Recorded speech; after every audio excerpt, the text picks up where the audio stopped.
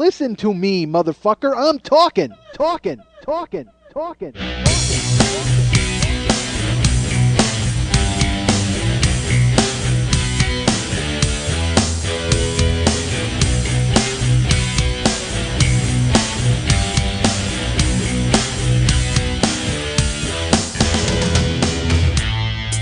I say horrible things sometimes because I think they're funny. My podcast is a verbal mosh pit because it's just me pinwheeling around. You don't know where the fuck I'm going to wind up, and I generally have no idea when it's going to end or start. I'm responsible for this whole goddamn thing. I want a little respect from you people. Hey, what's happening? Mike Schmidt, 40-year-old boy podcast, starting this against my will, folks. I was not ready. I'm never ready. I sit here. I come to Lily's house, as you know. Lily Von Strip's our producer. Say hello to her, folks. Lily, say hello to the folks. Hey, that's Lily. I'm tempted to give her a microphone today because I don't know where we're going. I've been sitting here trying to figure out. I have a word salad in my head, and I don't know if I'm going to be able to assemble it into a tasty appetizer for you folks. I have no idea if it's going to be. It might just get singular components. You might just get a pile of cucumbers, folks. Fuck the whole salad. I'm just giving you guys a big plate of goddamn celery. All right, celery, by the way, which you can eat and never gain weight. In fact, lose weight because you actually burn calories while chewing it more than you ingest into your body. You are aware of that, correct? I don't even know if that's true. I've heard that many times. I could live on celery. Holy fuck, do I love celery. You know what I love celery? I love cold celery, and I love hot celery. I like hot celery in my brother, Lenny, was a very good cook.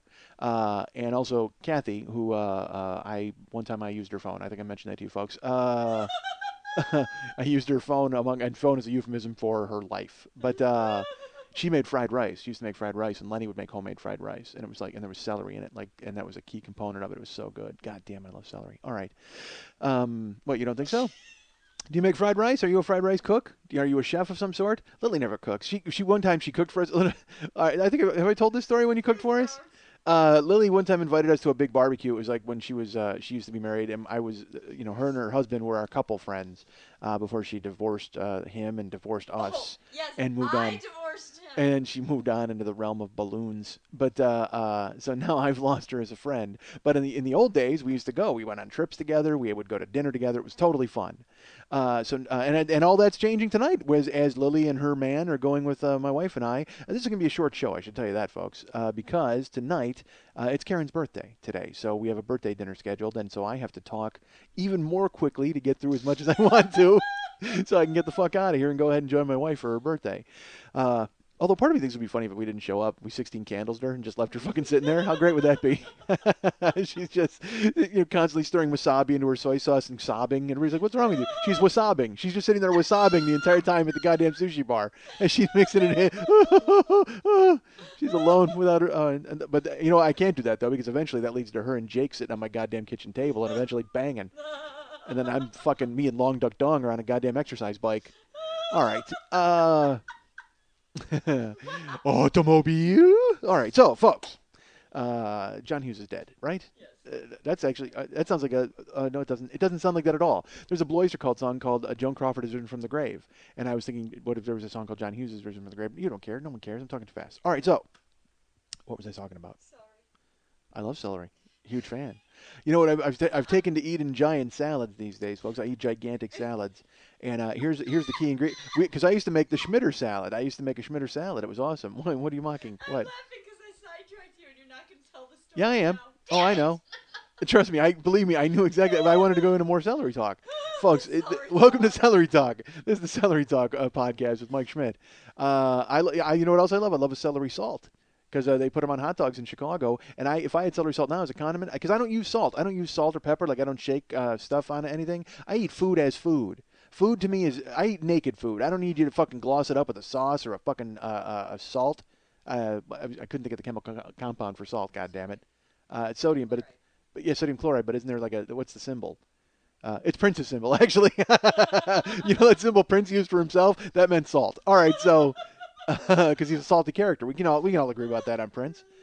All right, so celery. I'm taken to eating giant salads at my house, man, because I love salad.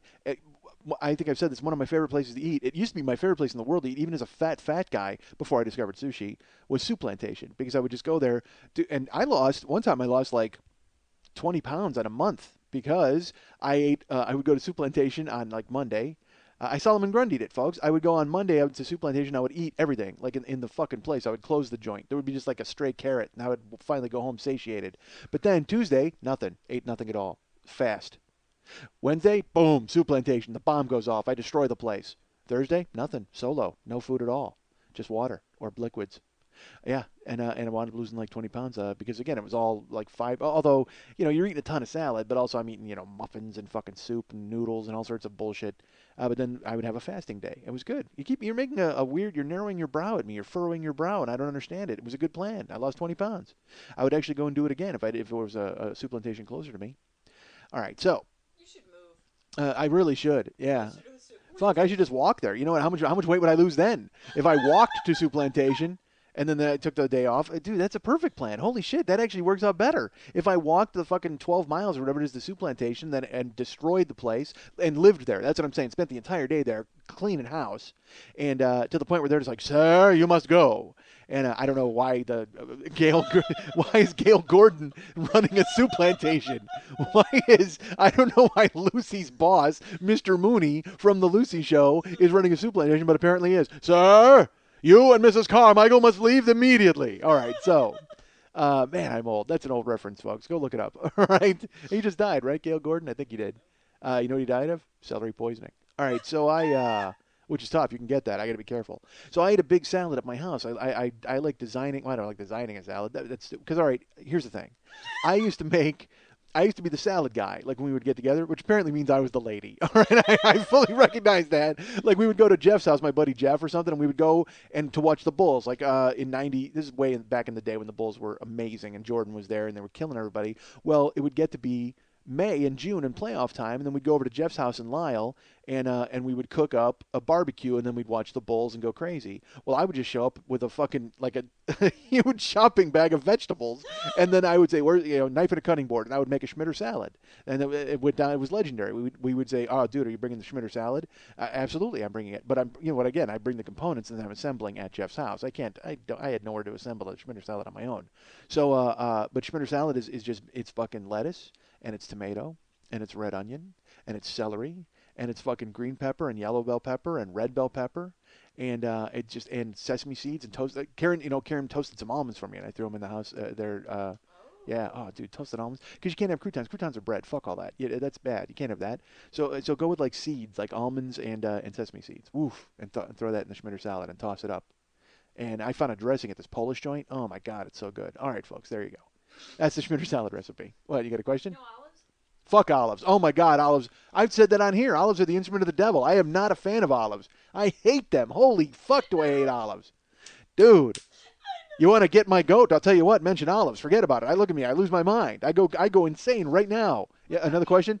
Huh? Kidney beans or garbanzo beans? Garbanzo beans awesome. They go in the Schmitter salad. They didn't in the past. They will now because we go to this place called Baroni's and they have a Baroni salad which is real good and they throw garbanzos in there and I'm like, dude, I'm into garbanzos. The only thing is I try to rectify garbanzos because garbanzos are I like raw in my salad, and so garbanzos are like in a can with juice, you know what I mean, or in a jar with juice, and that just seems like I don't. They're like olives. No, they're not like olives. Olives are like beans, but with. But olives are in a jar with juice. Yeah, but it doesn't matter where they live. I don't care where garbanzo beans live. I care about what they do when they emerge from their humble abode. All right, olives can live in their own brine. That's fine. Brine is fine for an olive, you see, but a garbanzo is not for me. All right, garbanzo and brine is not for me. I should have said brine. Whatever, who cares? All right, so yeah, garbanzos, they'd be a welcome addition, but it's like I'm just normally chopping and furiously assembling and throwing in toasted almonds. So I'm eating salads. I guess that's what I'm. So that's why when I said word salad, that's why, because I have so much salad coursing through my veins right now that salad was stuck in my brain. Hence word salad. Lily and her husband decided to have us over for a thing. Lily's like, "Oh, it'll be great. It'll come on out to the pool and we'll have a lot of fun." And I said, "Okay." So it was Lily and her husband and myself and Karen, and then another family of people. And then there was, I think there were a couple. Were there other stragglers as well, or just that family? Idea. Oh, look at you trying to cop out of this. I don't know. I don't remember. You know why you don't remember? Because your brain is still foggy from the smoke from the barbecue. We show up, dude. There's like 8 of us. All right, I'm gonna say there's 8 of us, and Lily assembled shish kebab, right? It was shish kebab, but it wasn't just like it was like the shish kebab that Fred Flintstone would eat, and it would tip over his car. Like I mean, like there's 8 people coming. She has a stack. She made it looked like a. I thought there was 9 people actually because it looked like there was a shish kebab person. It was that tall. This pile of shish kebab. She made so much food for like 8 people because she never cooks. So she wanted to prove that she could cook. Like she was all excited. So I show up, we go to the pool, and I'm looking for them, and I can't see them because there's this mountain of meat. I'm just trying to see around it. I'm like, well, obviously that's not them because there's all I see is this pile of skewers. I actually think that a medieval war is going to break out. And everyone's going to run up and grab a skewer and start fucking fighting with it. I mean, it was crazy. She made this amazing amount of shish kebab, and so the flames are like high, and then she's throwing the meat on. It's just you couldn't hear anybody talking from the sizzling for miles around. Oh my god! And she's just cooking skewers. I mean, I could eat. And this is after my surgery. Okay, so I can barely eat 3 cubes of meat and some green peppers. But she keeps like making skewers and making skewers. Nobody else is eating. No one's eating. She's just cooking them so they won't sit raw in her fridge, I guess, at this point. And then she figures the homeless will straggle by and she'll be, hey, who wants a skewer? Who wants a meat lollipop? Take it. So that's so. Let's put it this way: the one time Lily did cook for us, covered 15 visits to her house for food, because that's how much goddamn food she made. But Uh, it was good. it was very good. It was cooked well. Everything was nice. It was Shut up. tender. It was well put together, and I applaud you. Did you like my salad? Haha. No, it wasn't the Schmitter salad. I'll tell you what. Again, all salads pale in comparison to the Schmitter salad. Even at Soup Plantation, when I build my salad, Karen's like, "Let me eat your salad. Let me have some of yours," because it's like she goes, "You make a perfect salad." I go, "Yeah, I do. I know balance." And at Soup Plantation, garbanzos are in play, peas are in play, corn is in play. I'm a huge fan of corn in a salad. Yeah, but I was using ranch. Why am I giving a salad play-by-play? This is ridiculous. Holy God. Yeah, why is the show so long? Motherfucking celery talk. That's why the goddamn show's so long. Holy Jesus. All right. So and I'm like I said, short show. I actually wasn't going to do a show this week because it's Karen's birthday. I do shows on my birthday. I don't care. But Karen's birthday, apparently my wife is still 5 and needs to have, everybody, snap to it. It's her birthday. Let's all do stuff. Like this army of Oompa Loompas is supposed to assemble gifts for her and carry her aloft and create songs in her honor. And well, good. I mean, I don't know if that just comes with having a vagina. If that's it, your birthday is, to you, it's to the manor born, and everything on your birthday means you're going to be hailed for miles around, I guess. But I can tell you that I don't, because I don't care about my birthday. I really, that's a lie. Not that I don't care. I mean, it's cool when it's acknowledged, but I'm not, I'm not. It's not like Shawshank, and I got a goddamn calendar, and I'm Xing off all the days in July, waiting to get to the. Oh my God, we're a mere 11 days from me being another year older. Holy crap, that's awesome. So bad that I said "holy crap." Remember that I did another show. Why did I say? I hate when I say that.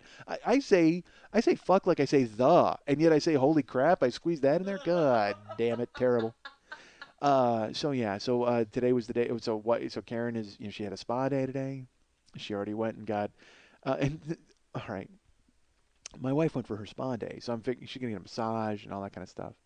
And she wound up getting the branches. She's like, you got to go to this place. I go, why? She goes, because they did the oak branches where they fucking whip you and then a cold dip. And I'm just like, which I'm a huge fan of. I mean, I love saunas and steam and fucking heat. And I've never had the branches, the exfoliating with the branches.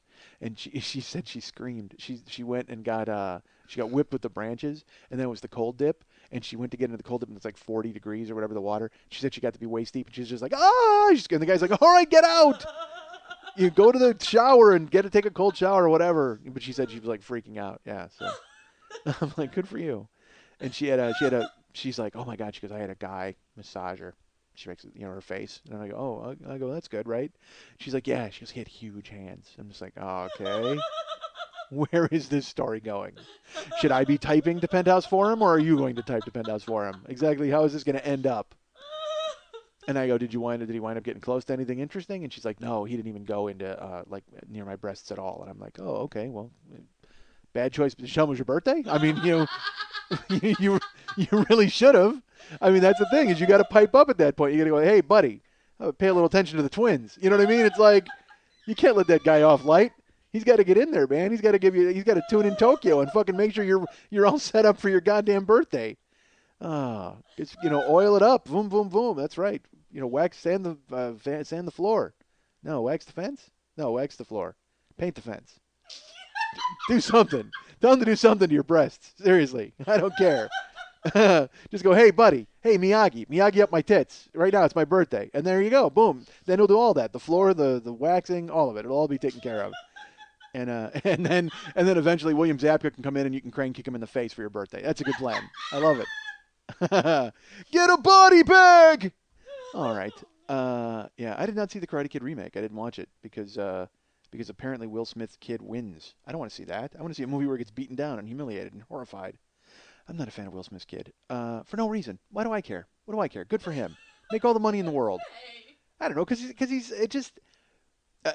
because he was on Letterman, he was a cock. He was just such a cock to Letterman on there, and it was just like, and the thing is, Letterman can't destroy him because he's 12. You know what I mean? Because that's the worst part. He's a pretentious rich fucko in a little kid body, so he can come in and he can be shitty to Letterman. And Letterman's just gonna look like he's bullying a kid. Which quite frankly, I don't care. Go ahead, bully a kid. Seriously, if you're at this point, Letterman is 75 years old. He's got like a baboon's heart. I mean, go ahead and fucking destroy everybody. I'm rooting for you. What did they put in it? Like a goat heart or something? He's got some weird replacement in there.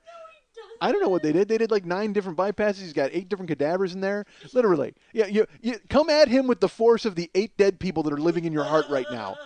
With the bitterness and anger that they have as they float around in the fucking ether watching you survive on their goddamn heart valves. Go ahead and bring all of that bitterness and rage to bear on fucking Will Smith's kid. And just make sure he never does anything in the public eye ever again. I am not a fan.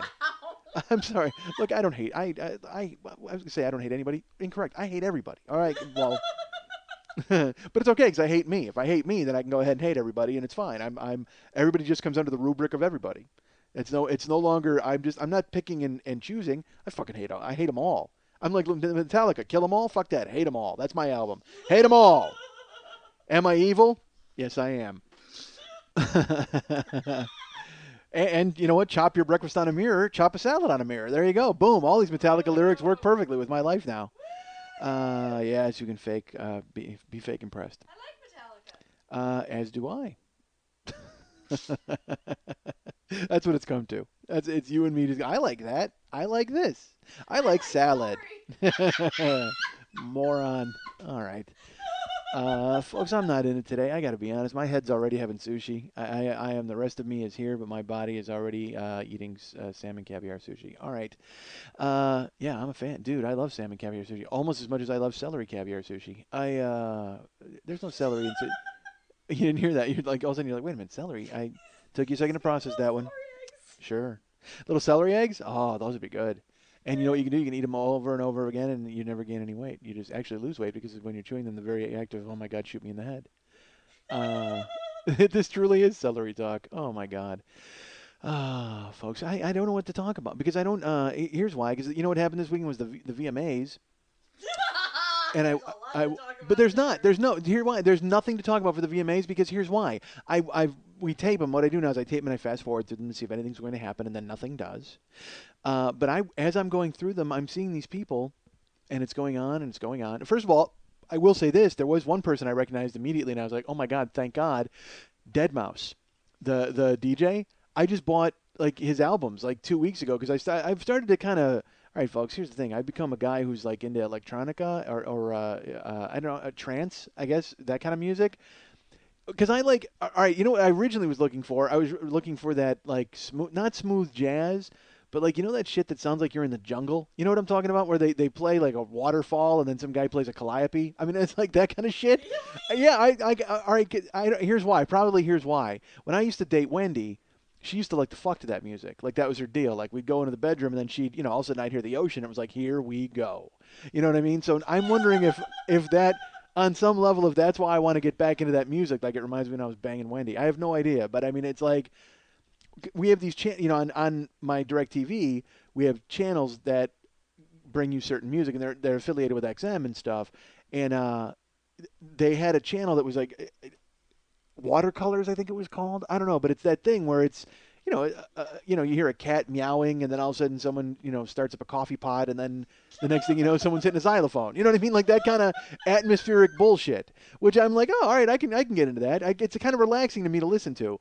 But then I moved on from that into like electronic or trance type music, like a LCD sound system, which actually kind of rocks. So I was like, all right, well, I like this. I had bought the first album with Daft Punk is playing at my house, and I loved it. I really dug it, but then I just kind of shined it. I didn't buy any more. But I'm like, then the new album came out. I'm like, you know what? Fuck, I got to give them another day in court. So I bought LCD Sound System, and then I found out it said you might like Dead Mouse, and I'm like, who the fuck is Dead Mouse? So I went and listened to Dead Mouse music, and I'm like, dude, yeah, you know what? iTunes, I do like Dead Mouse. Thank you.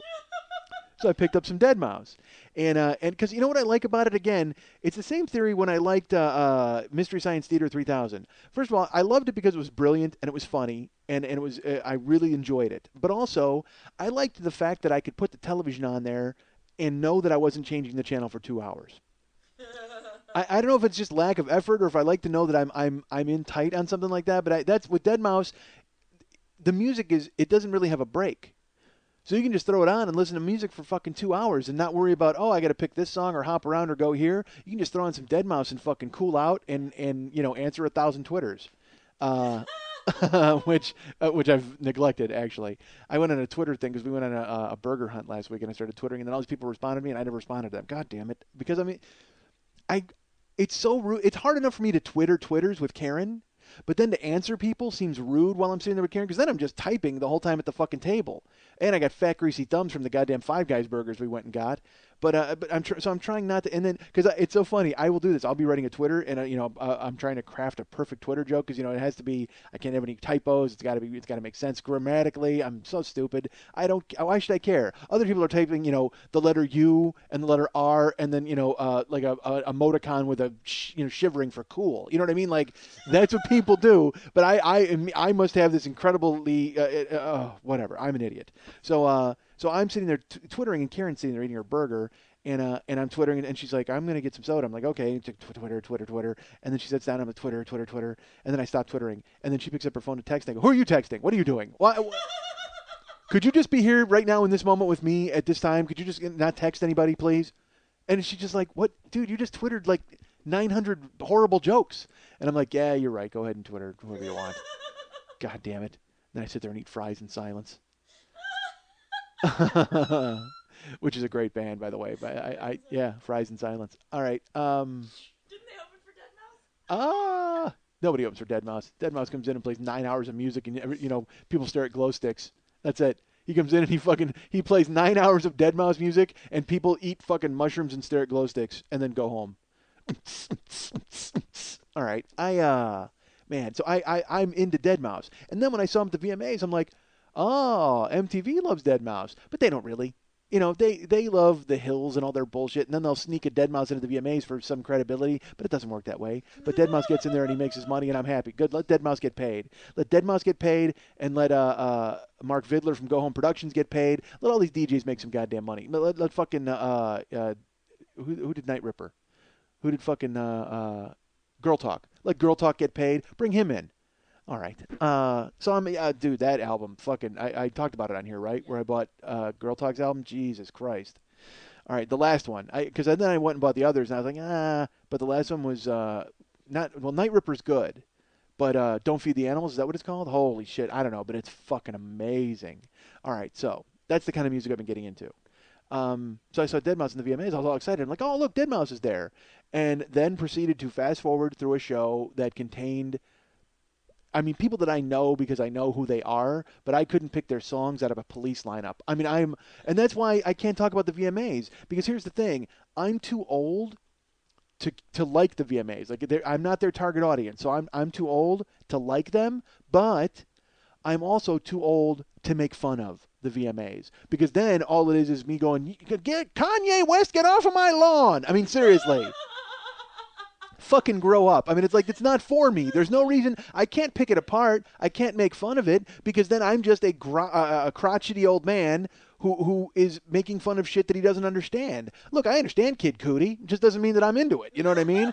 I understand Justin Bieber playing fucking drums for all these screaming girls. Just doesn't mean that it's something I want to get into. And it's for them. Just like when I was a kid, you know what I mean? And I liked Rat and people like that, and everybody's like, who the fuck is Rat? This is awful. Because when I was, I'm Generation X, quote unquote, which is after the generation of people like the Woodstock people, all the baby boomers and stuff. So they all, they're like, dude, we had Zeppelin and the Stones and all that. And I'm like, really? I've got White Lion. I mean, that's who I have, and that's it. And people will be like, fucking White Lion sucks. And they're right. White Lion blows. Mike Tramp is awful. It's just a mess.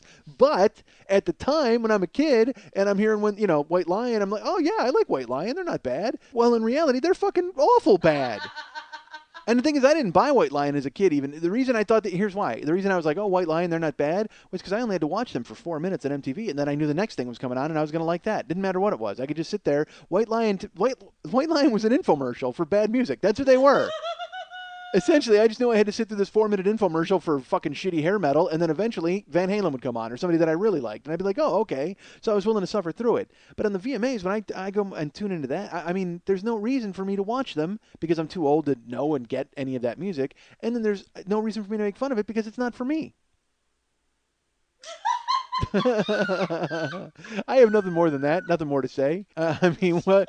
Because what else is there to say? I mean, Lady Gaga changed 40 outfits. I mean, I talked about it at the Grammys last year. I mean, she is. That's who she is, and people are. I just love the fact that she somehow fooled people into thinking that she was this, misfit. Or she went to the same private school as Paris and Nikki Hilton. But yet she's tricked everybody, but that's what it's all about, man. That's what it's all about. Larry the Cable Guy tricking you into thinking he's an actual fucking no sleeve having country bumpkin, when in reality he's a guy from Florida who's rolling in cash. You know what I mean? Bill Engvall and Jeff Foxworthy, the redneck, all of that, dude. It's all an act. You just got to trick people into buying your act. That's it. That's all you got to do. So Lady Gaga, I mean, like you were pissed at her. Like, is that what you said? I was talking with Lily about it. It was ridiculous. I mean, she shows up on stage with Cher at the end, yeah, and she's wearing a meat dress, and Cher's wearing a meat face. Cher looked like she had a fucking pork chop hanging off her head. Let's be honest, because her makeup is. It's not even makeup. It's like she has a silly putty head. She does. She really does. I mean, it's as bad as Chelsea Handler looks. She probably looked at Cher and just went, "Oh, it's the ghost of future me." I mean, because you're going to look like that. Eventually your head's going to fall and have to get propped up from the inside. But you saw Gaga in the meat dress and that pissed you off. You said? I wasn't so much pissed off as I was like, here's Cher in this iconic costume from the heyday of MTV, Yeah. And then all of a sudden, Lady Gaga walks up wearing a meat dress, and I was like, it was even more ridiculous than her not being able to get to the stage to win an award. Did you see her? She had to have two guys carry her up in the leather outfit. Yeah. Practically. Yes, but that's because that's what she does, and that it leads to people loving her and talking about her, and it leads to her making millions. And I thought my favorite thing was like the next day she was in New York at the airport. Did you see that outfit? No, I missed it. Literally, it's like wearing jean cutoff shorts, like the shortest jean cutoff shorts, and torn fishnets and a bra. She's like walking through the airport. It's like, Jesus Christ. Someone just went, hey, can we get a tramp hunter in here to fucking wing her with a dart and put her down? Holy God. Stole her meat dress. Yeah, that's what it was. She made the mistake of walking past a kennel on the way to the airport and it got fucking savaged. Holy God. But I mean, so she wore a meat dress. I mean, what's there to be upset about? Who cares? That's the thing is what I'm saying. But it's controversy for controversy's sake. Yes. So, Madonna? You remember Madonna? Wearing a wedding dress, and I mean, come on, this is shit. That's why. But when you're wearing a wedding dress and you're doing a song like a virgin, you're doing something that's an artistic statement. What's the artistic statement of wearing a meat dress? I like meat. No, you vegetarian? It's that she can change clothes and do whatever she does. There's no artistic statement with like a virgin and a fucking wedding dress. None. I think there was a lot of backlash of political and religious stuff in Madonna's work. Okay, well, let's put it this way: in the ensuing 20 years, all right. Madonna found religion and became a mother. Well, and it's enough of a statement to wear a meat dress. It's more about shock. You know what I mean? Because Madonna would shock, but maybe there was a subtext to it. Nobody has time for subtext anymore. I know, it saddens me. Right, but that's because we're old. I mean, that's where it's going. You know what I mean? Essentially, like we've talked about it before, where Bill Hicks said eventually it's just going to be a woman fingering herself with a Coke can saying "Buy Coke." You know what I mean? That's where it's going. There's no subtext. There's nothing subtle about it. It's so funny. You love burlesque, and that's your whole thing. It's the art of the tease and all this kind of stuff, and you decry the fact that strippers are invading burlesque and trying to make it. I don't decry that. All right. I decry people thinking that burlesque is simply putting on a Leg Avenue costume and grabbing a song from Cabaret, and boom, you have an act. Yeah. That I decry, because there's a lot more involved in entertainment. There is. You need to stitch together some goddamn cow stomachs and a fucking pork chop and go ahead and get yourself a meat dress and peel it off. Huh? Where's the act that follows that up? It's like when I see someone that interjects themselves into a conversation and they're like, look at me, look at me, look at me, look at me, and you look at them and then it's like, okay. Yeah, what do you got? Wow, so you don't like me. You don't like me very much. No, I love you because you have so much. Sure. You have so much in your act, and you have so much Yes, subtext and yawn. reference. No one cares. To me, wearing a meat dress, that's the trick. You wore a meat dress. Yeah. Yeah, and we're talking about it a week later, kiddo. I got news for you. I'm not talking about it in the sense of, oh, wow, isn't that amazing? But it's not for us. But this is the same reason I said... But how sad the next generation is. Yeah, but, you know, young people suck. I mean, we is that what you're trying to say? Is that what your bottom line is? People suck. You're right. Let's hate people together. Look, I got enough hate for both of us. Don't you get on this train. You be optimistic. We need you to be the shining light, the sunshine of this whole operation. Fuck that. Hate everyone. No, stop. No. And it's so funny. You can't even say like a blanket young people suck. I mean, like I said, because people said that about me when I was young. You know what I mean? When I was young, people were like, God, you're an idiot. Why the fuck do you like them? And it's like, I don't know, because I'm stupid. You know what I mean? Because I have mutton chops and a UFO concert shirt on. What the fuck? Yeah, that's right. There's pictures of that exist somewhere. I shudder to think of when people find them. All right, but yeah, to me, I can't make fun of the VMAs because it's for young people. It's not for me. Drake, I don't know who the fuck is Drake. I don't know who he is. Is he the guy who was like from Duke University and he did something in his dorm room and then he got famous? I hear bits and pieces of their stories and I'm like, good for you. I don't even know. It's funny when Eminem is considered like the elder statesman of this entire operation, and I'm like, whoa, hold on a second. Eminem is still like new to me. Like he's still like a rapper guy. Not really. I mean, I know he's been around a long time, but actually he's graduated to be. He's the guy these kids look up to, and I'm like, holy shit, That's how far removed I am from it. I mean, you know, all the guys who I grew up watching are either on reality shows trying to get their careers back, or banging, a bunch of strippers on a goddamn bus, you know what I mean, and then hosting the Miss Universe pageant. I mean, like they're doing the shit we all used to make fun of, and you know what? This is a cautionary tale for you young people.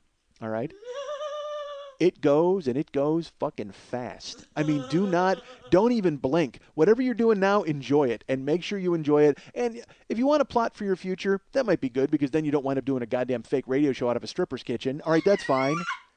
So you want to go ahead, but also balance it with doing things that you fucking love to do, and balance it with things that you really enjoy. So you will be able to look back and go, God, fucking remember when I did that? And it's not a story about, hey, remember when I hit that guy in the face with a tomato? You know what I mean?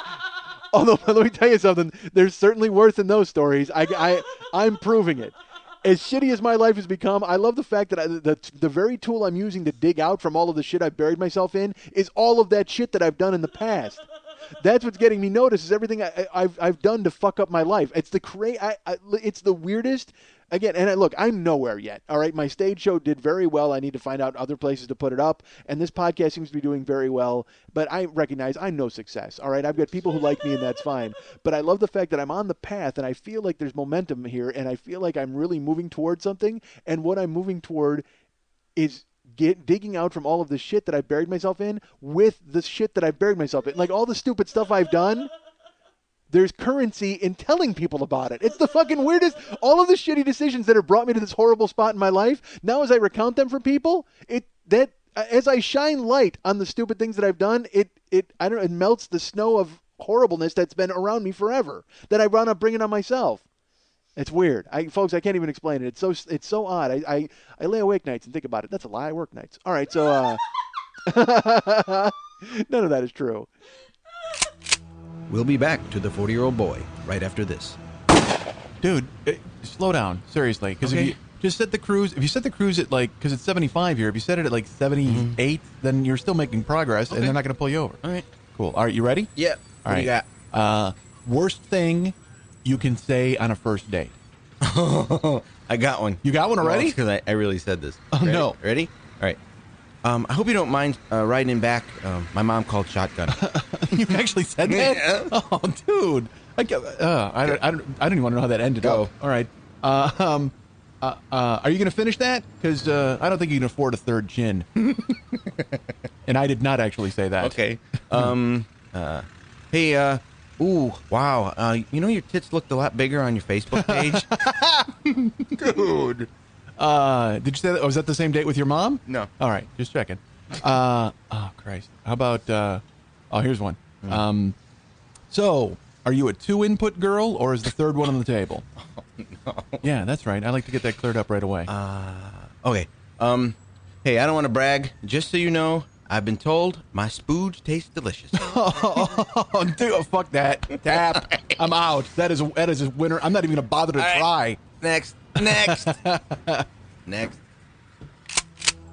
And now back to the 40-year-old boy. Already in progress. I'm in pain, folks. Pain today. Sure, yes, by all means, sigh in a weird, fake way. Not pain, but just like workout stuff. I worked out yesterday and did, here's the thing. Sean Richardson, who's at realworldfit.com, you should follow him on Twitter at twitter.com/realworldfit. He's, he's training me in exchange for those sort of announcements and for all of you people if you want to get involved. If anybody does, that'd make me look good. All right. We were working out yesterday, and again, he's unconventional. And we don't go to the Lord's gym very much anymore. We go to the secular gym because I'm more comfortable there. I like working out with stuff instead of going, hey, chase that bird. You know what I mean? It's like, as much as I thought Rocky with a blog would be funny and I'd be chasing a chicken, I didn't really want to be chasing a fucking chicken around. I'd like to have some sort of mechanism or a band or I don't not a band like instruments. I mean like a plyometric band or whatever the fuck. So I need equipment is my point. So I go to the gym yesterday, and the thing is, I've been going. I haven't posted on Rocky with a blog. I'm behind. I'm still behind on some Twitters. I'm behind on like Facebook. I've got like 40 messages there. It's just I tried. I answered like 70 emails last week. So I mean, I'm cleaving through it. This week I will be all caught up. Ha ha ha ha ha ha. All right. So that was me laughing at myself. I'm serious. I'm going to hunker down with like 3 bunches of celery. And I am not going to. I am not going to stop typing. I'm just going to chew and type and type and chew and chew and type and type and chew. That's it. The Schmitter stalks. That's it. Fuck Schmitter salad. I go Schmitter stalks of celery. All right. Oh, I mentioned the dressing. You know what? There's a restaurant here, a Polish restaurant called, Ufta. I don't know what it's called. I have no idea what it's called. It's a Polish joint. They sell pierogies and like goulash and and Karen was like, you got to go with me. I said, all right, because I've been looking for pierogies. All right, let me tell you this, folks. I love pierogies. Oh my Christ. I'm sure they're not good for a fat guy, but pierogies are the best ever. When I was a kid, my Aunt Rita used to make them every Christmas, and we would go to her house, and she had, 5 different families there. So there's like 30 people in her apartment in Chicago. It was a big, like a 3-bedroom apartment. And we would walk in, and she had a white Christmas tree. That was the craziest thing is everybody else, green, green, green, but she had a white, every year the white Christmas tree would come out. And we would walk in, and there would be those foil pans. Dude, there would just be like 10 foil pans filled with homemade pierogies. Oh my God. And she would make prune pierogies, which as a child you avoided like the plague. But then she would make potato and onion pierogies, and then she made sweet ricotta cheese pierogies and sauerkraut pierogies. And they were, like I said, homemade, and she'd make them. I didn't even give a shit about turkey or ham or gifts or anything. Santa, fuck him. We're going to Aunt Rita's for pierogies. That's all I cared about at Christmas. And they were homemade, so they were a little thick, like a little thicker noodle, and they had some chew to them. I don't know how to, they had tooth, all right? And these are food terms that I use because I'm fat. But they were like al dente type of things. And now, whenever I go to get pierogies, they make them pillowy soft. You know what I mean? And everywhere I go. And I understand that, and that's the way people, but then you're just eating a fat ravioli. You know what I mean? I don't want that. I don't want a fat ravioli. I want a goddamn pierogi. I want a fucking, which should have a little more noodle than fucking filling. Who cares? I have pierogi rolls. All right, so anyway, you know what is really good? A celery pierogi. Holy God. A pierogi filled with celery, because again, you can chew it and chew it and chew it and never gain any weight, folks. All right, so Karen's like, let's go try pierogies at this Polish joint. I said, all right, fine. So we go, and I ordered the pierogies, and again, pillowy. They're too soft and too big. But they were okay. They were decent because the only other place I've had that were good. First of all, I actually like Mrs. T's frozen pierogies because those are chewy. They have like the noodles because they're frozen. They have to make a thicker noodle to preserve the filling, and those taste close to what my aunt used to make, the homemade ones. And then there was a Polish deli in Chicago that we would get pierogies from, Karen and I, when we first started living together, and those were real good. What do you care, folks? No one cares. Jesus Christ. How hungry am I? That all I'm talking about is celery and salad and fucking pierogies? Jesus. So we go to this Polish joint, and we get goulash and whatever the fuck, so they bring us complimentary soup and salad. It's just part of the meal. You just get it. And they made this bean soup. Oh, man, I would have eaten the bowl, too. I mean, it was so good. And then they brought the salad, and the dressing was so good. Like, it was sesame dressing, but it had I couldn't explain the taste. But I looked at Karen, and I go, this is homemade salad dressing. And she's like, yeah, it's really good. And I go, I'll bet you they sell it. So it's a family operation because there's two waiters. It's a man and a woman. I don't know if they're married, but the man looks like Lech Wałęsa, and he's wearing he's dressed like a Polak. I'm not going to lie to you, folks. He's got regular pants on but like bright red suspenders and like a short-sleeved button shirt, and he's got a thick mustache and a thick accent. The only thing thicker than the accent is the mustache. If they could somehow look at his thick accent and his thick mustache and make a thicker noodle for their pierogi, I would live at this goddamn joint. Because I'm all about thick. Seriously, I want pierogies to be like Britney Spears thick. That's what I want. I want them to be like, oh, dude, fuck that. Sorry, I'm a fan. All right, so. And she wasn't she's not even at the VMAs. Like, she's even past that now. Like, she's old hat to them. You know what I mean? Like, I would recognize her and go, oh, look, Britney Spears. No, she's done, man. They don't care. But all last week, there were pictures of her on the blogs in her bikinis, and she's in a bikini walking around. And, dude, she's just like, I think she's 4 foot tall, but with thighs. You know what she looks like? She looks like a hot R2-D2. That's who fucking Britney Spears looks like. She looks like R2-D2 in a bikini, man. She's just like, whistling and fucking rolling. And I'm like, oh man, what hole on this machinery do I fucking stick my cock into? Because I want to do it right now. And I don't give a shit about Britney Spears' past or present or shaved her head, kick the shit out of somebody with an umbrella. That's fine. I'm in for the fucking long haul. I don't care. I don't fucking Red Bull breath and nicotine-stained fingers, 2 kids, 4 kids, fucking stretched out baby house. I don't give a fuck. I would rail Britney Spears. Are you fucking kidding me? Prop her up on all fours and wango tango the shit out of her. I would come in face first from the back way, and my tongue would come out of her mouth. Holy God. Man, oh man. I would go to town on her like she had a fucking piece of celery up in there. I'd be working for it to find it. Man, I would rail that chick. And she's so small and tiny, it would be like eating out a puppet. God damn it. Yeah, that's right. I would fucking work that chick. I don't give a shit because I read that her bodyguard is suing her because she walked around naked. You know what? Do me a favor, buddy. Hand in your balls. Because I don't give a fuck. You know what? If your quick payday means that you have to emasculate yourself by saying that you didn't want to see her naked and have her coming on to you, then fuck you, dude. You don't deserve to be a man anymore. I don't. Go make your money. Don't try to steal money from this chick because if she was naked, you should have earned that money by banging the shit out of her.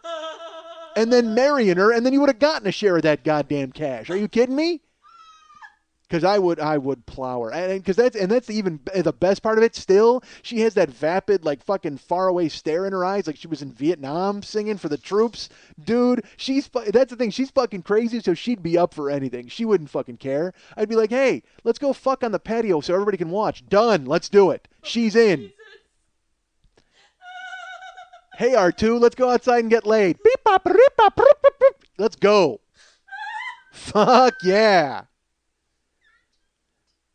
Take her to the swamps at Dagobah and have Yoda train me on how to fucking work her. That's right. Fuck her, you will. Yes, I will, goddammit. How the fuck did I get on this? Because I saw her in bikinis all last week, and I kept thinking, like, people keep making fun of her like she's not hot. Fuck that. Are you kidding me? Dude. All right, so where was I? What the fuck was I talking about? Yeah. Oh, that's right. Yeah. Dude, I am all about thick in some areas. All right, so we go to the Polish joint, and then this guy's walking around waiting on people, and they bring us our food. And so I said the salad dressing is homemade. That's what it was. And so when they came to the lady came to the table, I said, "Is this dressing homemade?" She goes, "Yeah." I go, "Do you sell it?" She goes, "Oh yeah, we sell it in bottles." Ha ha! I knew. I fucking knew. So I go, "All right. Well, I need how many do you have?" I said, "I'll take 3 bottles because I'm gonna be eating a ton of salads." Again, folks, I'm in salad mode. So like I eat a salad every night. And I use dressing, blah blah blah. So and plus, look, I don't want to have to drive out to the fucking Polish restaurant to buy goddamn dressing every week. So it's like, let's get 3 of them, set me up for a month, and then I'll go back and get some more pierogies or whatever the fuck, and I'll be able to get some more dressing. So they're like, fine. All they had were 3 bottles, so they bring over the 3 bottles, which is all I wanted. I shouldn't. I want a case, but give me a case of the salad dressing. But they bring it, and I look at it, and it's called like Sesame Delight or something. They make it themselves, and on the picture on the label is a little girl, like an actual photograph of a child. And I see her, and I'm like, whoa, that's all right. That's weird. But I don't say anything, and I put it to the side. Then, as we're eating, that little girl comes into the restaurant. Like, she walks in. She's the daughter of the waitress, because this whole thing's a family joint. It's a family operation. So she comes in, and she's all precocious. She's like 7 years old, and she's helping to, like, take stuff off tables. And she did that little kid thing. All right, she had to get from one side to another. And rather than go around, she climbed under the table. Like she like walked under. People were sitting at the table, and she still went under the table and like burrowed under, like that kind of thing. And then she had roller skates on her shoes. You know that fun thing, dude. If I was a kid, look, I can't roller skate. All right, I wish I could, but I can't. But if when I was a kid, they had shoes with like roller skates and lights on them. Holy shit, I'd be goddamn Dorothy Hamill rolling around on fucking 4 wheels, acetylene wheels. I don't know what they're made out of.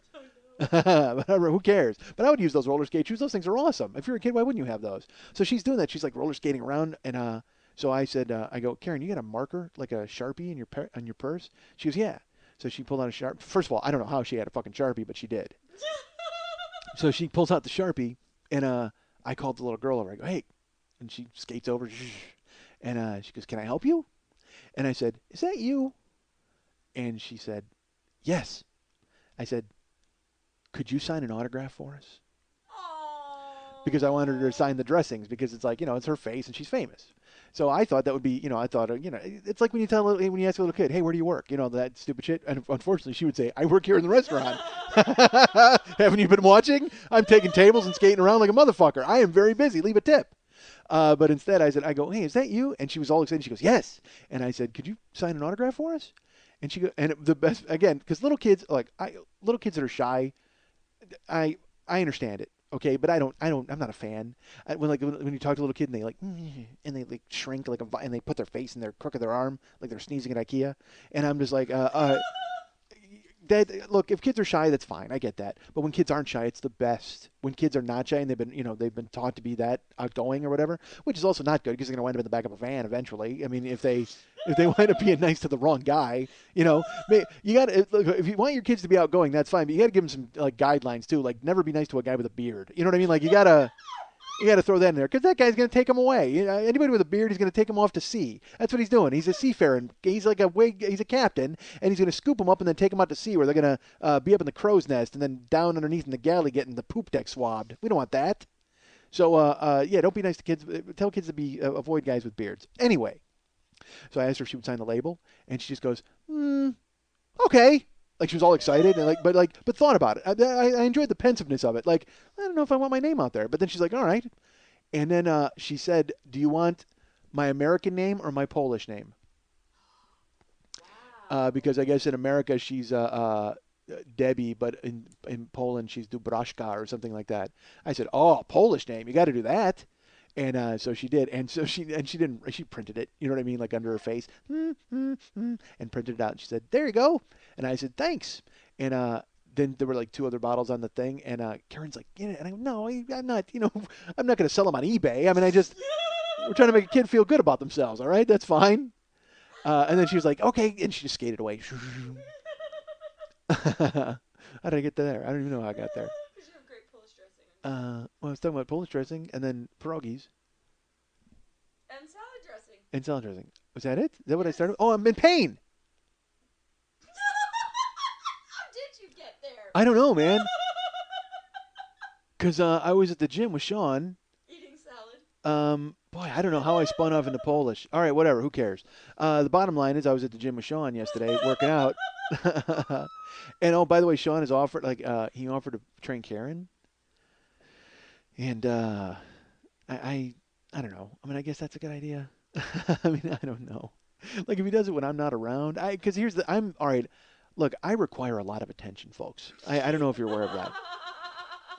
And when I'm lifting and doing shit, I need a guy yelling at me. I mean, I need him focused on me. I don't need him babysitting someone who's never done anything like that before. But at the same time, I want to be involved with Karen because again, she's off work and doesn't know what to do with herself. So I'm like, if she'll come and she'll promise to work or whatever, that's fine. So I wanted to arrange a meeting with her with Sean where she'd come and talk to him. So she came to the gym with me to meet Sean. It was like 2 weeks ago, week and a half ago, and she winds up interviewing with him, and I'm sitting there, and he's asking her questions about like her health level, and she's answering, and then I'm giving him the real answer, like I'm. Like she's like, oh yeah, I'm pretty active. No, you're not. You're not active at all. Like I'm being a dick about it, because look, all right, folks, I'm honest. All right, I try to be as honest as I possibly can, and I to a fault, like to the point where I recognize that I'm a fuck up, and I mean I know that I've made a mess of things, and I'm hoping eventually to fix that. But until you reach that point, you're never going to fix anything. Until you realize that there are things to be fixed. I mean, if you keep saying, if you look at yourself in the mirror and you go, I look great, and you don't look fucking great, then you're just lying to yourself. And I don't look fucking great. Even when I thought even when I got down to like 265, I looked a lot better.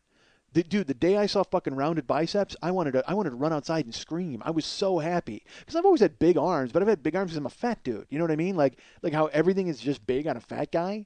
Well, I mean, but when I started to fucking see shape and definition of my goddamn arms, I was like, holy shit! You know what? Here we go. And then, of course, we all know what happened. My money ran out, and I crawled into a candy, a pit of, literally a ball pit from Chuck E. Cheese filled with candy, and I just ate my way out of it for the fucking last 2 years.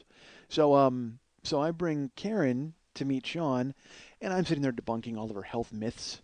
She tells him, she's like, hey, I can clean and jerk 400 pounds. No, you can't get up a flight of stairs. I mean, it's like literally, that's the difference between she and I. Like, she's coming through with some weird Olympian records that she set that I never saw her do, and I'm like, oh, really? Because the only thing I've seen you lift is a pack of cigarettes, honestly. Cancer survivor still driving the fucking nail into your coffin. So Sean is like, and so he told her he reached a compromise because he was listening to what she said and then listening to what I said. And he's like, well, come in with Mike, and then what you'll do is you'll ride the bike while Mike and I do what we're gonna do, and I'll come over and check on you. But you're gonna ride the bike for the whole hour that you're here, and we'll see where you're at, And so she came in with me finally yesterday, and she did. She rode the bike, and he told her where to stay, and with beeps, he programmed beeps so she could stop and start and stop and start. But she was a sweaty mess by the end of it, which was good. You know what I mean? So good for her. Yeah, it was her first day, and I went yesterday, and oh my God, I will tell you this, my knee is fucked up. It happened about 3 weeks ago. My left knee feels full.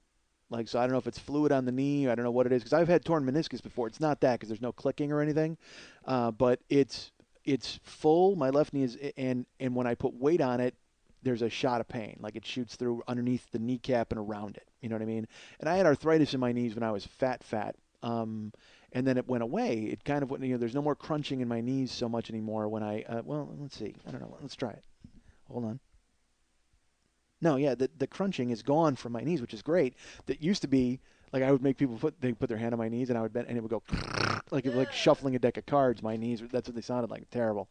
But now that's gone. But my left knee, like I said, it feels full and you can see it's swollen like here and underneath the thing. It's so I told Sean, I go, my knee's a little gummy, and he's like, well, what do you mean? I go, it's full, but it doesn't really hurt unless I do stuff to it. But here's the thing: when I'm working out, I live in deathly fear of being a pussy. So I won't stop doing stuff. I'll just push through stuff. I don't care. It's like, oh, your knee hurts. Oh, your elbow hurts. Well, it's supposed to hurt. Fucking push through it and do your stuff. But in reality, if it's debilitating type of pain, you should fucking stop because then you're going to be laid up for 6 months and just get fatter than you already are. So we're in the gym, like I said, 2 weeks ago, and I told him about my knee, and he's like, well, we'll work around it, whatever. And he had already had a whole circuit worked for me where it's like, it's a lot of medicine ball shit. He does a lot of unorthodox stuff. It's not straight up bench pressing and curls and the stuff that I'm used to. But it's great. It's like I have to, he had me basically going for speed. There were these sandbags that ranged from 75 pounds to 20 pounds. And there was like 8 of them. And what it was he had me carry them across the gym and run for time, for speed, one at a time.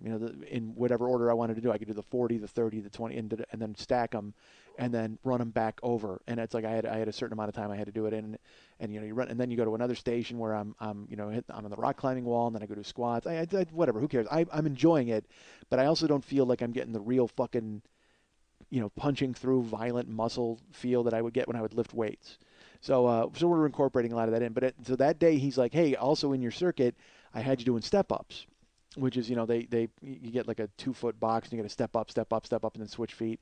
He's like, but with your knee, I don't know if I want you to do it. And I go, no, I'll do it, dude. He's like, you sure? And I go, yeah, I'll. It doesn't hurt. I go, it's just it hurts when when I seize on it or I plant on it, and I go, it'll be fine. So I'll do the step ups, and so I did it. I worked all through, and then I got home, and I took a shower, and then I couldn't bend my leg when I got out of the shower, and I'm like, oh, dude, what did you do? So that was last Tuesday, so I had to take Thursday off, which worked out anyway because I didn't finish fucking doing the podcast shit until like fucking 10:30 in the morning.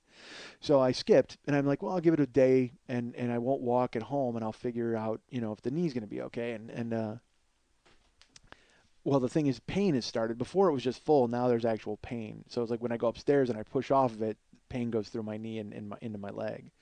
So we went to work out yesterday. And he's like, dude, we're not doing any lower body then. We won't do any leg work. So he goes, what you need to do. But then in the circuit, I still had to lift like 2 40-pound kettlebells and walk them around. I mean, it's still walking. I'm still working on my knee, but it's fine because I don't want to say anything because I'm not a pussy. All right, I'm gonna fucking push through it and do it. But instead he goes, dude, we'll do a ton of core stuff today. So yesterday, I wound up doing 60 crunches, like actual crunches, like laying on a weight bench, an incline weight bench, and reaching back and grabbing the thing, and then pulling my legs up, doing inverted L's basically, and alternating that with medicine ball sit-ups, where you're lying flat on your back with the medicine ball extended, and you sit up and you bounce the medicine ball off the trampoline and you go back and you do that. So I did 60 of those. So I did 120 crunches yesterday, in addition to like lifting and whatever else, the kettlebells and it's so funny when I do the crunches, I have them hit me in the stomach. You know what I mean, with mitts, like fucking pound on me because so whatever. I'm paying for it today is my point. So I like right in whatever. My core, which I have a core, folks. It's just buried underneath fucking mountains of fat. It's buried under a pile of shish kebab. But but I do have a core. What? Serious? I'm waiting. I'm excited about finally getting to finish that. All right, so it's only been 3 years. As soon as we can finish eating that shish kebab, it'll be fantastic. We're just about through, folks. I can almost see the ground underneath the fucking pile of meat. So I have this core. So this is yesterday. I work out. So as I'm walking and twisting, I can feel it. It's which is good. It's just grabbing. It's not hurting or anything, but it's that weird.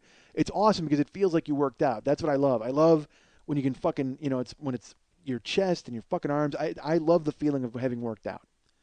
So I go to Graveyardville last night, and I get a phone call from there's the guy who runs the building. He owns the building, and then there's a woman who's like a building manager, and she calls me last night at like 11:30, and says, "Hello, is this Mike or?" And there's another guy who works there. I can't say his name, but she says, "Is this Mike or blah blah blah?" I go, "It's Mike." She said, "Oh, Mike, I need you to do me a favor. It's I won't say her name either. Look at that. Why am I not giving names? Stupid. This story just went to shit." So I got called by a ghost, and she thought I was another ghost. And she says, do me a favor. In the foyer, just off of the lobby, there's a burnt-out light bulb, and it gets very dark in there, and if someone falls down the stairs, they could sue us. So can you go ahead and change the light bulb? And I said, well, yeah, but why would somebody sue you? That doesn't make any sense. And she goes, no. She goes, we've actually had it happen before. One time there was an earthquake, and people went outside, and there was a burnt-out light bulb, and someone fell down the stairs, and they claimed that it was because of they were in a panic because of the earthquake, and because if the light bulb wasn't there, they didn't see the stairs. They tried to sue us. I said, did you evict them immediately? I hope to God. I mean, like, I would boot them out of the fucking apartment just on general principle. She's like, well, it turned out to be a misunderstanding. It got all straightened out, but I still want to make sure that nobody has an opportunity to say anything. So if you could go and change that light bulb, that'd be great. I said, all right, well, are there light bulbs in the office? She said, yeah, there's some light bulbs underneath the cabinet. So I said, okay. And she said, I'll hold. So I get up and I go looking under the cabinet, and there's like soft white light bulbs, whatever. So I grab one and I go into the hallway, and there's a plastic case on the light. So and it's also, I can't reach it.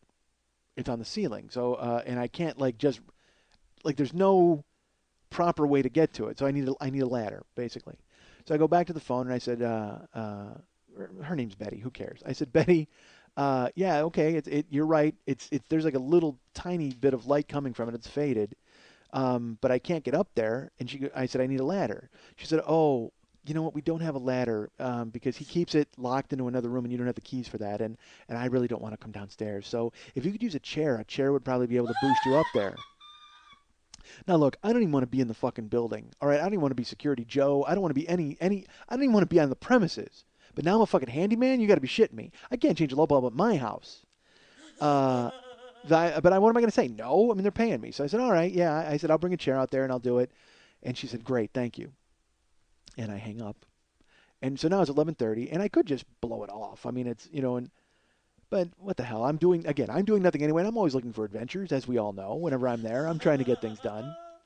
So I walk into the foyer, and it's all I bring a chair from the office. But I should tell you, these chairs. All right, there's the office chair, which is a rolly chair, which I'm not going to deal with. But and also I don't think it'll be big enough. But then there's another chair that it has. But it's these chairs. How do I put it? If you looked at it from the side, it would look like half a swastika. Do you know what I'm talking about? It's not a four-legged chair. It's a metal frame that bends and then bends underneath. And it wobbles. Like there's nothing on the back. You know what I mean? So I don't even know if it'll support my whole goddamn weight by standing on it. I'm waiting to bend it and it fucking snaps. And then all of a sudden I got a metal pipe in my scrotum and the light bulb doesn't get changed. We can't have that, folks. So believe me, if you think someone's going to sit over stumbling on the stairs from having a dark foyer, imagine what happens when I show up in court with a fucking metal pipe jammed up to my goddamn kidneys. I'm going to own that fucking building, and then someone else can change the fucking light bulbs. So I grab the chair and I bring it out there, and I kind of tenuously put a foot on it, and it seems wobbly, but not real wobbly. But I'm like, oh, I could probably fix it. I could take care of it.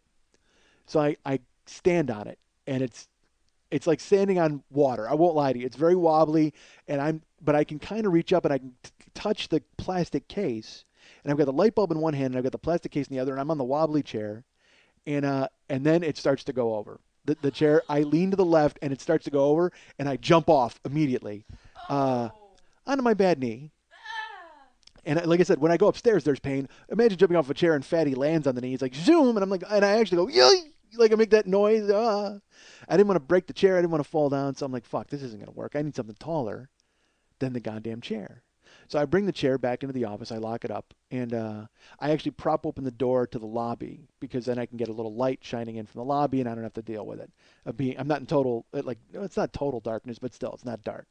So I'm looking around for something to use. I go into the workroom where I confronted the PG&E guys, the SoCal Gas guys, I should say. I go in there. There's not even a step ladder. There's a mop bucket. And I'm like, what if I turn this mop bucket upside down? But I don't want to fuck with all that. And again, I'm trying to improvise here, folks. So in the lobby, there's actual nice chairs. I think I mentioned them. The possum curled up on one of those once to mock me. Like he climbed up on this. They're like armchairs. And I think that might work. But then I got to schlep it from the lobby into the foyer. And but I go, fuck, just do it, dude. Why are you even in your own head? Just grab it. So I grab it and I pick it up and clung. It doesn't even go through the doorway. Like it doesn't fit. So I couldn't use it even if I wanted to. It doesn't fit through the foyer fucking doorway. No matter, I try to tip it, and I'm like, what are you doing? This isn't Jenga. Put the fucking chair away. So I put the chair back. But again, I'm killing time. I don't care. Whatever. So I go into the foyer, and I'm looking up, and I'm thinking, can I jump or can I lean on the banister? And then I look. There's a little crevice underneath the stairway, like underneath the stairs. It's a storage area, but they don't really store anything there. But what they do keep there are shopping carts. People have stolen shopping carts and for like moving groceries or whatever, and there's two of them, and they're in the foyer there. And I'm like, well, you know what? I go, that's kind of tall. I go, maybe if I tipped it on its side, I could stand on that. So I pull the cart out, and I look, and I tip it over on its side, but when you do that, you lose a lot of height, all right? I lose height, and I, quite frankly, I can, if I get on it, I can sort of reach, but I can, it's still a chore, because I have to reach up and I have to pull. This plastic case has clasps that I have to unclasp with both hands. So if I'm standing on the cart, I lose height and I can't do it. So I go, you know what I could do? I could just get in the cart. So I flip it back over, and I climb up the stairs, and I get into the shopping cart. And I brace it against the wall. So I'm like leaning, all my weight is against the wall with the shopping cart. All right. And I can reach perfectly. I'm fine. So I'm in the cart, and I'm in the foyer, and I reach up, and I've got the light bulb, and I've got the clasp unclasped, and as I'm pulling the clasp, I get the first clasp undone. I'm you're shifting I'm not even thinking. I shift my weight, and the cart starts to roll.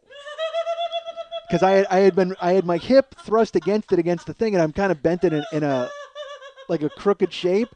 Well, then it starts to go like this, and I start to move, but then I'm figuring I can surf it out. You know what I mean? I'm kind of like balanced on it, and I sit down. If you know what that means, where you kind of put all your weight in your ass. So I'm standing on my feet in the cart, but I center myself like a sumo, and I fucking clamp down to try to center all the weight so that it doesn't roll anymore, and I'm reaching up trying to get the clasp.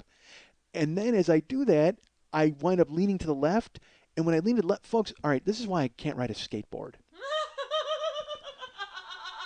Because when I was a kid, I would get on a skateboard, and I would think I was centered, and then I'd be skateboarding, and then I would shift my weight, and as I shifted my weight, all of my weight would go to my back foot, and then ting, the fucking skateboard would shoot out from underneath me like a missile, and I would land on my back. And that only has to happen about 25 times before you realize you can't ride a skateboard. So I'm in the cart, and I'm leaning, and I grab the clasp, and I'm pulling the first clasp, and as I do it, I shift my weight to the left again, and all of a sudden the cart just takes off. Like it's not even, because I was leaning it against the wall, and then when I shifted my weight, it started to move, and then when I shifted my weight, because I'm not against the wall anymore, I went to brace myself, but as I did, instead I shot that way like I'm fucking surfing, and the goddamn cart goes down the hallway.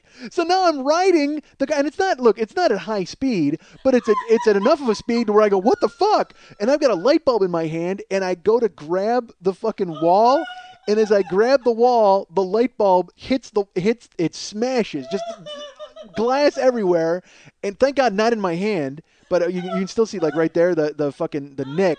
There's a nick in like right under my thumb because it smashed. My hand basically smashed the light bulb into the wall as I tried to grab myself and keep the wheels from going out and going ass up on the goddamn foyer. So I'm riding a shopping cart. All of a sudden I'm in Jackass. I'm trying to change a light bulb, and now I'm filming Jackass 3D by myself. It's not even like someone's there to film it for YouTube and I can make some money off it or get some laughs out of it. No, I'm by myself riding a fucking cart, smashing a light bulb into the fucking wall. So I look up, and the fucking, the one clasp is undone, so it's sort of hanging, and I'm like, I look at my hand to make sure there's no glass, and I immediately, I like kind of roll the cart back, and I push it back against the wall, and then I get out and I go upstairs and I wash my hand to get any slivers, because light bulbs are fucking, you don't want that. So I go up and I wash my hand. I just run water on it to try, and there was no blood, but there was a nick, you can see, and thank God nothing went in there. But so I'm washing my hand, and I'm looking at that thing where you look up in the mirror and you look at yourself.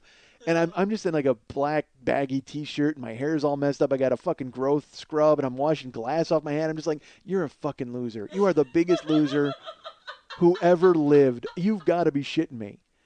But I will say this, because I'd done all those crunches and I had like the stronger core, I think it helped me stop the cart. Like it helped me sit down and get my muscles going. So I was able to actually kind of squash down and fucking like really grip it. I felt my core really helped me. And it was actually quite a core workout. I actually might tell him, you know what, dude, you need to get a shopping cart for the gym and let someone stand on it and try to fucking keep their balance. It's awesome. So I wash all the glass off my hand. I go downstairs and I go in, and there's one more light bulb. So I'm like, well, dude, don't smash this one. So I got to do it again. I got to change the fucking light bulb. But because you know why? Because the first one was a dry run. The first one was I fucked it up, so I know what I did wrong. The second time, it's a breeze now. Now I know exactly what I got to do. So just don't shift your weight, and you won't go fucking shooting down the hallway. Seriously, I ought to write an instruction manual now of how to change a light bulb while in a shopping cart, because I got it down, motherfucker. I did it. I didn't do it the first time, but the second time, again, I know all the mistakes I made. I'm walking downstairs. It's like making an egg. You make an egg the first time, you fuck it up, you break another egg. Well, let's go. Let's make another egg. All right, so I go downstairs, and I balance the cart against the wall, and I climb into the cart. I don't know why you're laughing. This has to be done. I'm the handyman. So I climb into the cart, and I firmly balance with my ass and my feet, my left foot is against the wall. It almost looks like, all right, if the wall was first base, it's like I'm leading off. That's the position I'm in. I'm kind of like angled, but I'm reaching up, but all my weight is over there. So as I reach up to get the clasp, I can't get the second clasp because it's over on the far side. So I kind of twist my body, and as I twist my body, I shift my weight, and the fucking cart takes off again. And then when I say takes off again, it's not that fast. It's just rolling, but it goes to roll, and I even said, "Son of a bitch!" And so it starts to roll, and I go to grab the wall, but I make sure not to smash the light bulb. Instead, I use my forearm, and I smash my forearm into the wall like Fonzie, hitting hitting a jukebox. Boom! And I just stop it, and I'm in the cart, and I'm like, "Son of a bitch!" And I go, "God damn it, dude! You got to fucking straighten this out." I'm like talking to myself loud, like I'm a coach, all right? So I push off the wall, and that noise a shopping cart makes. I roll back to the wall, and again I'm surfing because it's very liquid at this point. I get up against the wall, and I'm trying to keep my weight on there, and I reach up to get the second clasp. I've got the light bulb in my hand. I reach up for the second clasp, and I go to pull the clasp, and all of a sudden I hear someone go, "Do you need help with that?" And I look over, and it's a guy who lives on the second floor who I've seen. He comes home. He's with a skateboard. I'm not kidding. He's a guy who's come home with a bike. He's come home in a car, and he's come home with a skateboard before. But this time he's holding his skateboard. And I think he just wanted to get in on some of the hot cart action. I mean, seriously. And I go, "No, I'm good." I'm not good. I don't know why. Why would I say no, I'm good? Because I'm a man. That's why. Because I have a cock. And I can't just go, "Yes, please, could you change this light bulb for me?" I'm a grown man. God damn it. It's like I'm in the gym. I'm not a pussy. I'll push through my knee. No, I'm not a pussy. I'm not an idiot. I can change a fucking light bulb no matter what the fuck I got to stand on. All right, I can do this. So I go, "No, I'm good." He goes, "You sure?" I go, "Yeah, I'm fine. Don't worry about it." And he goes, "All right." He just took off. He got in the elevator. And I'm standing in, all of a sudden it dawns on me, I'm standing in a shopping cart holding a light bulb in a dark hallway. And he looks, and also, how long has he been out there? I have no idea how long he's been out there because like I said, I was firmly against the wall and I was moving. I rolled down, I hit the forearm, and I scrolled back, and I'm really clasped. He could have been watching the entire fucking time, laughing his ass off. I have no idea. Which I hope he was. I honestly, seriously, I hope he saw the entire thing and waited to say, "You need some help with that." That would be the best ever. I don't want him to just immediately try to help. I want him to watch the entire thing unfold. That'd be fantastic. Because again, shards of glass all over the floor. He sees that already one light bulb has been destroyed. He just sees me standing in a cart, glass everywhere. I'm like, surfing, trying to keep my goddamn balance. This is perfect for Sean. He's got me with a slosh pipe. He's got me carrying sandbags. We got to get a fucking shopping cart into the gym. So I reach up. And I finally, I secure it. I kind of put the cart, I try to like hop it to go on an angle so then it won't drive. So then it's smashed against the stairs and the wall. And it's like firmly as four wheels can be. It's, wedged in. And I'm like, I finally stand up and I'm like, "Oh, all right, this feels good." And I pull the second clasp and I take the case off and it takes a fluorescent bulb, not a regular screw-in bulb. I'm standing there with a soft white, three-way bulb in my hand, and it's got one of those long fucking tubes, like that weird fluorescent bullshit.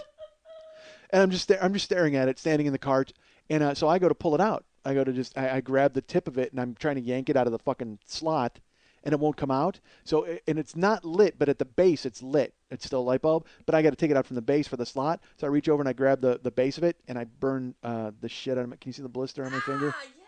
You can't really see it, but it's like, yeah, it's there. I can. I burned the shit out of my finger, and I'm just like, "Ah!" Fucking scream like a lady, holding a light bulb, fucking cart. And I look over and I catch a glimpse of myself in the front window. You know what I mean? And I'm literally, I can see myself. I see what that guy saw. I'm like licking my finger, like my finger in my mouth, and I'm like, I got a light bulb, and the fucking thing is down. It's dark. I'm standing in a shopping cart. It's like, what a failure! What a goddamn failure! So unbelievable. So it's like, I say at the gym, I'm not a pussy. I can get this done. And at my work, I'm like, I'm not an idiot. I can do this.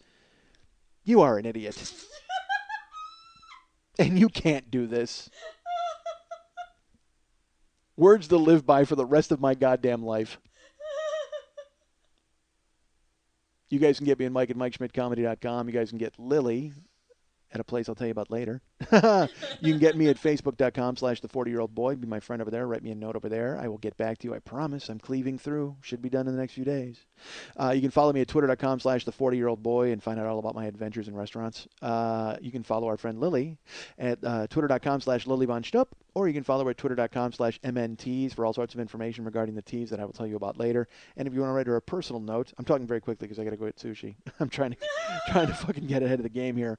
You can write Lily a note at lily@burlesque411.com. That's Lily, Lili, at burlesque411.com. Zazzle.com / 40-year-old boy. Please buy all his stuff. Want to remind you folks about the Monday Night Tease. It's the longest running, most successful, most entertaining, most unbelievable burlesque show in the history of Mondays in Los Angeles. And it's run by our good friend, the producer here, Lily Von Stubb. Lily. Yes, Schmitty. What's going on at this weekend's show? September 20th, I believe, is the date. Patrick the Bank Robber is hosting. I like Patrick. He's a good guy. Charlotte LaBelle is performing. We're very excited to have her back. And it is my last performance before my surgery. So you're actually performing? Yeah, I'm performing on Monday, and then I'm down for 6 weeks off my heels. All right. So, well, I mean, that's nothing new for you. But, wow, you should give me the guns, but with the middle fingers. That was nice. So you're dancing this week. What number do you think you'll be doing? I believe I'm doing Always Look on the Bright Side of Life. All right. So that'll be this week, September 20th. Is it a theme show, or is it just it's a theme show, Goodbye Lily? Like There's no real theme. Just come out, have a chat with me, enjoy the night. Have a chat? Shot. A shot. I see. Yes. Are there drink specials of some sort? Is there a secret word of anything? We've got some really cool drink specials right now. We've got like Rockstar and Booty vodka or something. And Really? We've got like a beer and a shot drink for $7. Look at this, folks. Really cool stuff right now. Go get loaded. Go look at breasts. Why would you be even questioning your decision to go to the Monday Night Tease at Santa Monica and Vine, 10 o'clock every Monday night here in Hollywood at Santa Monica and Vine at the 3 clubs. And this week is special. Again, September 20th, very special because Lily Von Stupp will be there and dancing with her. It's their final dance with this knee. She's getting a new knee put in the week after, so please go and check her out and see her dancing ass off with this knee. And so that's the tease. That's happening. And do you have any other shows to plug that you're going to be dancing in or doing? Nope. November the Bevy. Oh, November. Yeah. Oh, we'll plug that. Yeah. That'll be on the new knee, so that'll be exciting. That'll be the new knee. Yeah, so Noonie. So folks, send her, and by the way, send her get well wishes and things like that, although there will be another show before her surgery for you to do that. But she's, surgery always an iffy proposition. She's nervous, but it shouldn't be. It's going to be a procedure where she comes out better on the other end, so that's fantastic. And I'm a great doctor. Yeah. Oh, my God. All right, I'll get to your doctor in a second. Don't forget to go to burlesquebears.com and pick up any of your Burlesque Bears needs because Lily will be down for 6 weeks. You have plenty of time to make you some custom bears. So go ahead and go to burlesquebears.com and check that out. Remember, the Westside 86 Jokers is the Mike Schmidt fan page club, I guess, on Facebook. I don't know if it's a club or a page. Is 2 people a club? I don't know if that's how it works, but the Westside 86 Jokers is there. Go ahead and join there and hang out. The Zazzle store still exists. Go pick up a Stripple shirt or anything else. There's Max and I are brainstorming about some newer stuff that won't sell. So we're looking forward to doing that soon. Year 1 and 2 download sets, of course, are always available at MikeSchmidtComedy.com. If you go to the Joe Business page, you can get the link to Zazzle. You can get the link to find the Year 1, Year 2, or the Super Angry Guys You Can Happy Good Time Yelling combo, where you can get both for $40. Remember, our friend Rob Matsushita has his web series Chapel, and he's got his film coming out, so go visit him at ClaymorePictures.net. I think that's what it is, right? Am I saying that correctly? ClaymorePictures.net. Go ahead and check out Rob Matsushita. Remember our friend ChristineETaylor.com. Christine A. Taylor. Well, she's not .com. I mean, our friend is Christine Taylor. But if you go to ChristineETaylor.com, you can read the review of The One Man. You can read the interview she did with me, the interview she's done with Mark Maron, the interview she's done with Jimmy Pardo. She's an investigative podcast journalist. So go ahead and check her out and find out all that she's got to say as she digs to the bottom of podcasts. And also remember, again, if you need a trainer, go to realworldfit.com and follow Sean Richardson, my trainer, at twitter.com/realworldfit.com.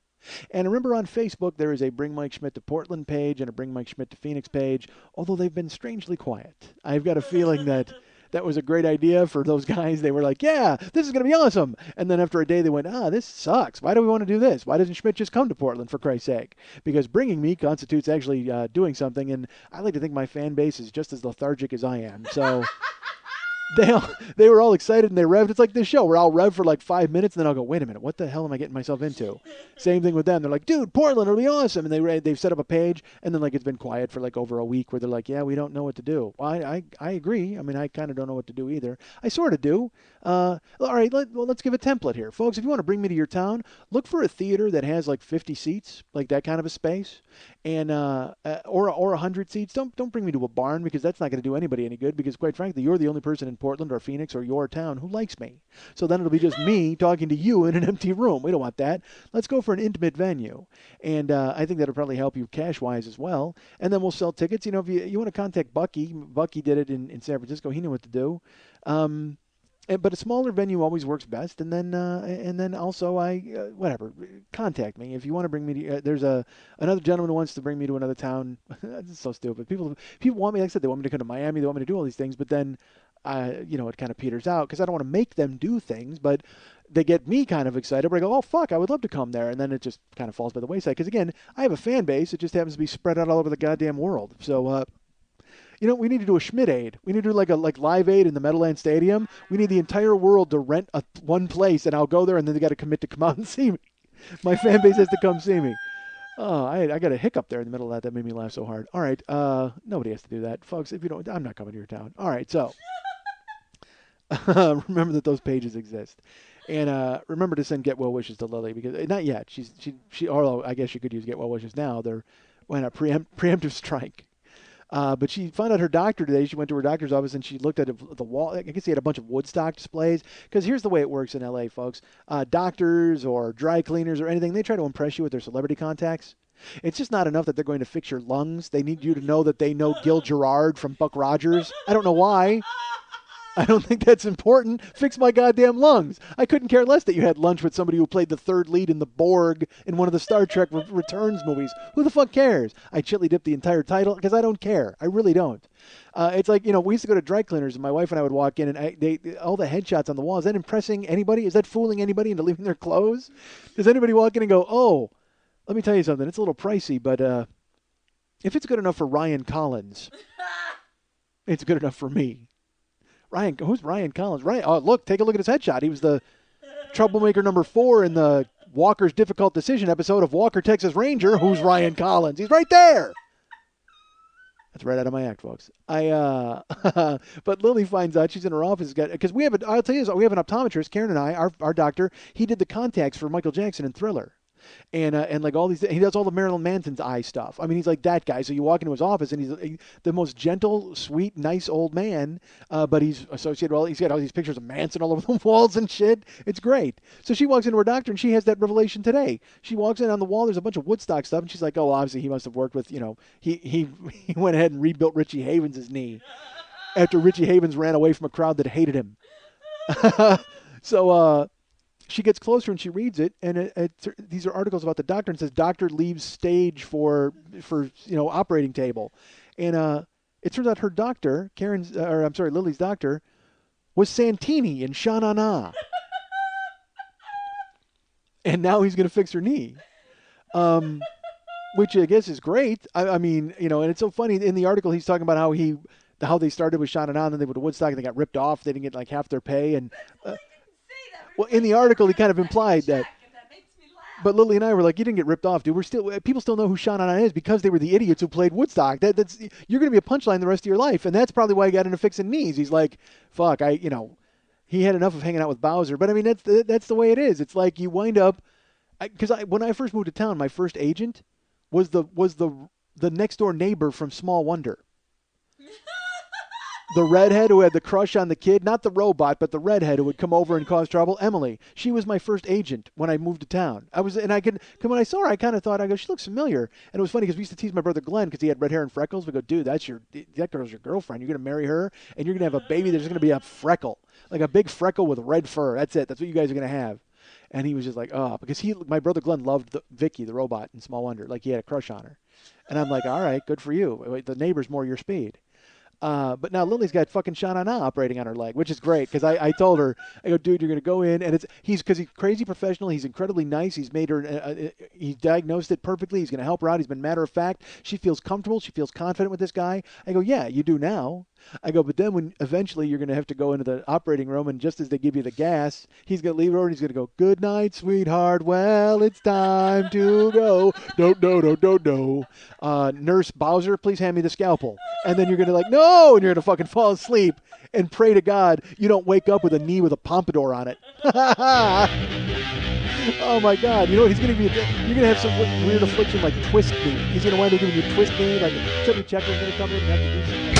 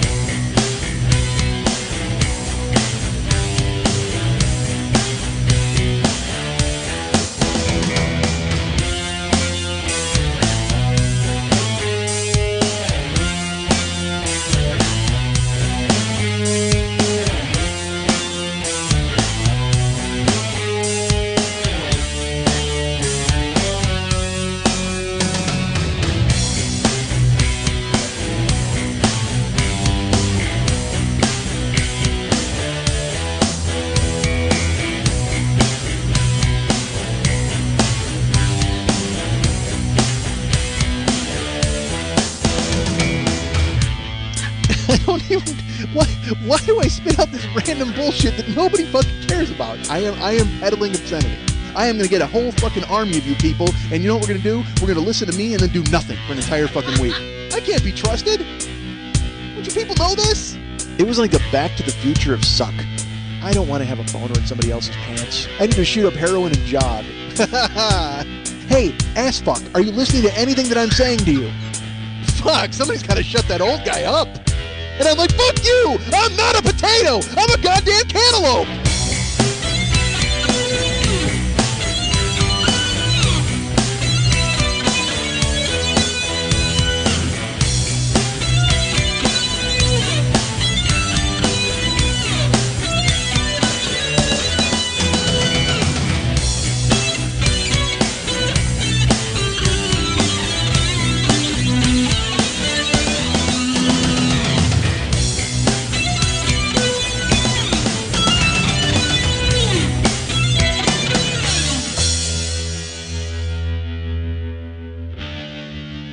Hi, Mike. Hi, Mike. Hi, Mike. Hi, Mike. Hi, Mike. Hi, Mike. Hi, Mike. Hi, Mike. Hi, Mike. Hi, Mike. Hi, Mike. Hi, Mike. Hi, Mike. Hi, Mike.